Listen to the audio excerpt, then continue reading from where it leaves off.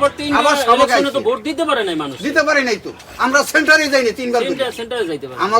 আমাদের যে দেশের যে ভোট, যারা আওয়ামী লীগের ব্যাস লইয়া গেছে তারা হলো সেন্টারে পূর্তি করতেছে। তাহলে আওয়ামী লীগের যারা ব্যাস লইয়া না গেছে তারা কোনো সেন্টারে কোনো পূর্তি করতে নাই, তারা আজকে কানে একটা দূরত্ব করি। আচ্ছা, তাহলে ওই যে আওয়ামী লীগের যে ভোট, একসময় আওয়ামী লীগ এলাকা ভোট দিচ্ছে, এখন আবার আওয়ামী লীগ এলাকা কোথায় ভোট দিতে পারে? এখন যারা আওয়ামী লীগ যারা বেশি ভালোবাসে না, তারা ভোট দিতে যাইবো না।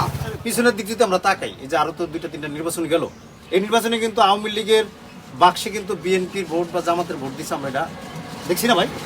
অনেক টাইমে কিন্তু আমরা এটা ফলো করছি যে এই জামাত করে সে আসলে যে নৌকা ভোট দিচ্ছে, নির্বাচনে তো অন্য কোনো মার্কা ছিল না। আচ্ছা, এখন এই যে আওয়ামী লীগের ভান্ডে বিএনপি তো ভোট দিছিল, জামাতেও ভোট দিছিল, এখন মাদারীপুরে কিন্তু জামাতের সিট নাই এই মুহূর্তে, তাহলে বিএনপির ভান্ডে তো ভোট দেওয়ার সম্ভাবনা আছে আওয়ামী লীগের। একটা জিনিস চিন্তা করতেছে যে আসলে কারে ভোট দিলে দেশের উন্নতি হবে, এলাকার কাজ হবে। আমাদের এই এলাকাটা একটা চেঞ্জ আসবে, এরকম একটা চেঞ্জ আসবে। তবে আমার মনে হয় কি ভাই, আমার মনে হয় যে এই যে আওয়ামী লীগের যে ভোট, এই ভোটটা যেই ভান্ডের দিক যাইবো, ওই ভান্ডটাই এই মাদারীপুরের জন্য এমপি হবে। মাদারীপুরের ভোট এখন বিষয়টা হলো যে বিএনপি থেকে যে দুজন প্রার্থী এখন হয়েছে, একজন বাবু, একজন জাহানদার মাদ্দার।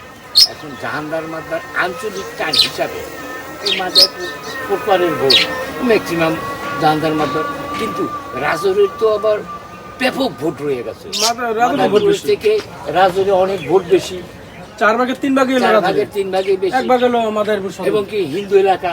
এখন একটা লোক ভোট দিবে, সে তার বুদ্ধি বিবেচনা করে সে কোন আঙ্গিকে কাকে ভোট দিবে, কিভাবে ভোট দিবে সেটা হলো সে বলতে পারে।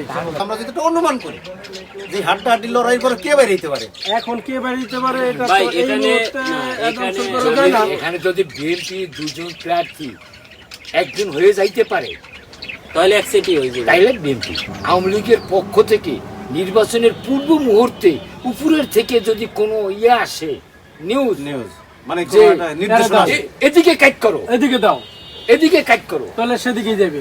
তবে এই যে অন্যান্য নির্বাচনের জন্য ভাই সংঘাত দেখা গেছিল, এবছর তো মনে হয় যে সংঘাত আমরা মাদারীপুরে পর্যন্ত পাই নাই। এখনো তো ওইভাবে নির্বাচনী প্রচারণা তো শুরুই হয় নাই। শুরু হোক, প্রতীক বরাদ্দ হোক, তারপরে দেখেন হয় কি হয় না, হয়তো পারে নাও পারে।